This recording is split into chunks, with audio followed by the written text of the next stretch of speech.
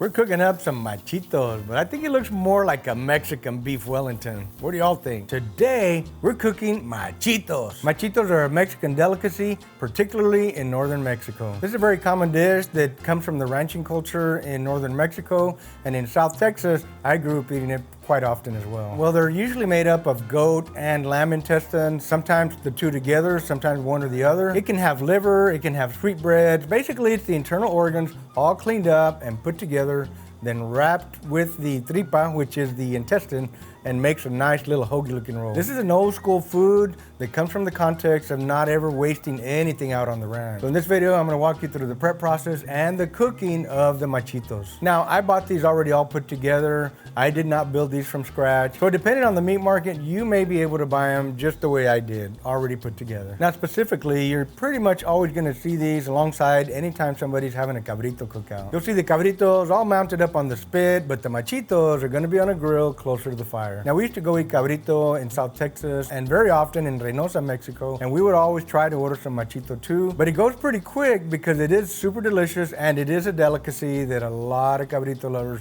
really like to eat. Now we're gonna start these out indirect. We're gonna develop a little bit of color. We wanna get the temperature up from the inside as well before we start putting them right over the direct heat. And when they're done, they're gonna have that rich, smoky, gamey flavor that makes them so special and delicious. So let's get fired up, start cooking our machitos. Vámonos! With machitos, you kinda want a medium fire. You don't want too much heat because they're a little slow cooking process. And we're running a little bit of mesquite lump charcoal today, and that's the more traditional norteño flavor, which machitos are very, very popular in northern Mexico, particularly northeast Mexico. I'm gonna drop a piece of mesquite in here. This should be fired up in about 10 minutes.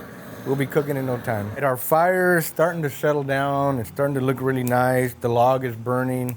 So I'm gonna get my grate on here. We've got indirect heat here on this side. I can hold my hand here 15, 20 seconds, no problem.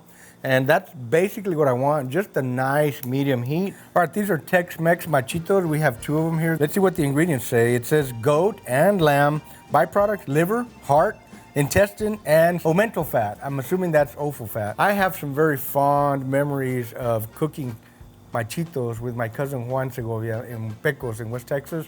I don't know if Juan even remembers, but my dad had cooked a bunch of cabrito and stuff for the family who was visiting from Oregon. Only thing left to cook was the machito, and me and Juan went back outside and put the machito on, and we just cooked it till it was ready, and we kept it to ourselves. That's a fond memory I have. It was my first real experience of eating machitos. Honestly, they're delicious. So all we're gonna do here for these machitos is put a very simple light coat, salt, pepper, and garlic. You don't wanna over season them because remember, it's gonna be right over the fire anyway. I'm gonna rotate the grate here, like I said earlier. Now that it's nice and hot on this side, we're gonna let the other side get hot. And I like to score my onions. That allows it to get deep down into the grates. And of course, as always, we're gonna drop our onion right back there in the corner. I'm gonna take my machitos and we're just gonna lay them right here very carefully. And basically what we're gonna do, because we're indirect, we're gonna rotate these back and forth. We're also gonna flippity flip them the other direction. We wanna get all four sides nice and roasty toasty. All right, I'm looking at my machitos, and this one that's closer to the fire is starting to sweat. So I'm gonna roll this over a little bit. You can see where it's searing right there on the bottom. Indirectly, we're getting that bottom to sear a little bit. I'm gonna go ahead and roll this one as well. This is the one that was closer to the fire first. This one's a little thicker and fatter, so we wanna keep this one closer to the fire right now at the beginning of the cook.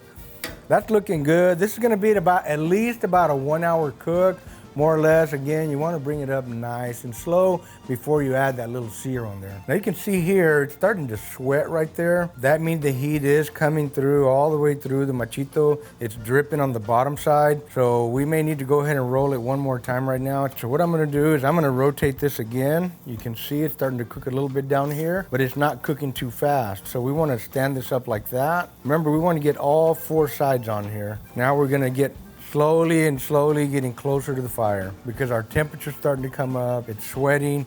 You can see that it's dripping over there on the front, on the bottom. So we're coming along really good, and it's only been about 20 minutes. All right, I'm standing in front here and I can smell the char, the drips. Oh yeah, it's looking really good. So we're gonna stand this one up right here. Remember, we're trying to get all four sides with a little bit of roasty toasty in there. But we wanna bring the temperature up slow because they were very cold inside. But you can see that char right there starting to roast really nicely. That's gonna add all that really great flavor, and it's gonna help cook it from the inside a little bit quicker as well. One of the things that can happen if you cook it too hot, too fast, these tripitas, which are the intestines, are very thin, you'll bust them, and if you tear them, that whole thing's gonna fall apart. And that's the whole reason why we don't want a lot of high heat at the very beginning. Now, one of the things that's very traditional with machitos is a little bit of grilled onions. I'm gonna lay this one right over the fire here. Let it get a little bit of that grill flavor. We're gonna cook it for a little bit. Then we're gonna wrap it in foil, set it to the side over there, and let it get nice, soft, and delicious. Let's take another look here. We're gonna rotate this one a little bit more. Oh yeah, look at that beautiful color that's starting to develop on there. Getting nice and roasty, toasty on that one too. This one's got some beautiful color, look at that. It's just looking really good. I think our onion is gonna be just about right for wrapping. Yep, let's wrap that dude up. I'm just gonna kind of lay it right over here. It's gonna get soft, sweet, and delicious. Okay, another thing we're gonna do right now, I can see my fire is starting to wane down a little bit. So we're gonna move these over a little, and we're gonna add a little bit more charcoal. And I'm looking for some medium-sized chunks, about like this right here. And so we're just gonna throw a couple of those in there. You don't wanna put too many at one time. You wanna put 3 or 4 medium-sized chunks, about like that. While we're at it now, we're also gonna add a little bit of mesquite right over there. So that way we continue to maintain our fire and the more or less same heat that we need to finish cooking these machitos. Our charcoal is starting to come up. We don't have any smoke other than the little bit we get from the wood that's still on fire there, adding that extra delicious flavor. We're gonna rotate this one a little bit more, one more time. Look at that beautiful color we're developing there. It's looking really nice. This one is probably okay. Yeah, we're gonna leave that side down, get this one a little bit closer. We're gonna go ahead and wrap them in foil and just let them kind of finish cooking in the foil. Time to add a couple of more chunks of wood here. I'm gonna throw these in here because I want to make sure we finish the whole cooking process, and we want to have that mesquite there for that traditional flavor. When we get done, we're gonna sear them one more time over that little mesquite coal, and it's gonna be perfect. Y'all saw me cooking sausage and slicing it up, making myself a taco. We call that botaneando. We're basically snacking. It's kind of an appetizer. When we do cabrito and carne asadas, many times we just kind of cook stuff in stages, and we eat along the way as things come off the grill. Because you know, when people show up at your house, they want to eat right now anyway, right? They're hungry, so you want to save the main course for last and fill them up with little snacks here and there, you know, the way the restaurants do it, you know, and then they charge you a lot for the big plate. I'm just saying. Anyway, we call that botaneando, super good sausage. It's a very traditional thing for us in our culture. The machitos are done. We've had them resting for a few minutes. We're gonna go ahead and open up the foil. We're gonna give them one last little sear for that extra blast of flavor. Now we're direct and the machitos have grease and moisture, so it's gonna be dripping. We definitely gotta watch that really, really close right now. So this will be about 2 minutes tops. Just sear, rotate, sear, rotate.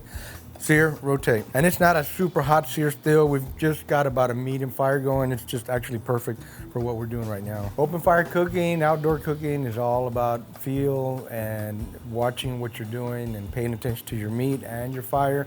There's a fine balance there. If you got a really hot fire, you got to move things quicker. If you got a medium fire, you can take a little more time. Right now, we've got a medium hot fire right under these machitos. So check this out. You see how they're searing right there? You see that sizzle?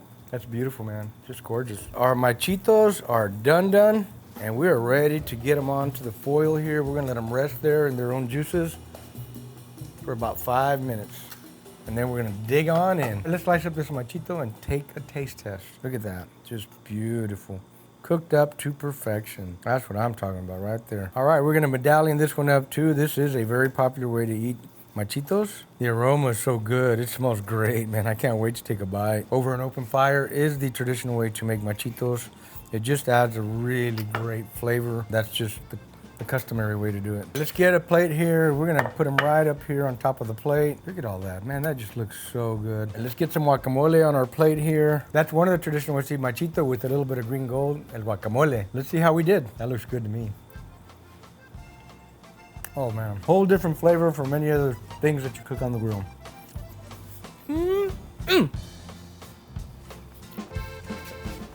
That makes you want that. It's so good. It's got a little bit of that gamey taste. It's juicy, it's soft, it's tender, but it's a different flavor altogether. That's good. Boom. Let's get a couple tortillas on the grill. While those are heating up, let's dice up some of this machito here. All right, look at that. Chopped up really nice. We're also gonna get a little bit of onion here. Look how soft and delicious that is. My tortillas are ready. Get one right here. Let's put some of this machito on here. Load it up. Look at the tripita. That looks so good the way it got charred there. That's just pure flavor, friends. Gonna put a little bit of onion. I have a good salsa here. It's a fire roasted salsa we did for another video yesterday. Let's dig right on in. If it ain't dripping, you ain't doing it right. It's that simple. Yeesh, that was good, good, good. I've eaten machitos a lot of times over my lifetime, but every time I take that first bite, the flavor instantly transports me back to Pecos, Texas. I just remember it was really cold, so me and my cousin Juan were cooking machitos in my dad's garage, you know, on the edge, and we were on the inside, so that fire was keeping us warm. The machitos were cooking right over the fire, just like you saw here today. So every time I take that bite, that's the memory that I have of the machitos, even though I've eaten them many, many times. This recipe is not in my cookbook, but you can still get my cookbook anywhere books are sold. And we're gonna put a link in the description of this video. You can go to my website too, pitmaster.us, to get my cookbook and my Wow OG, the Boom Seasoning, and the super special Arroz Mexicano. Hope to see you at the next video. Keep the smoke light, make it work. Boom!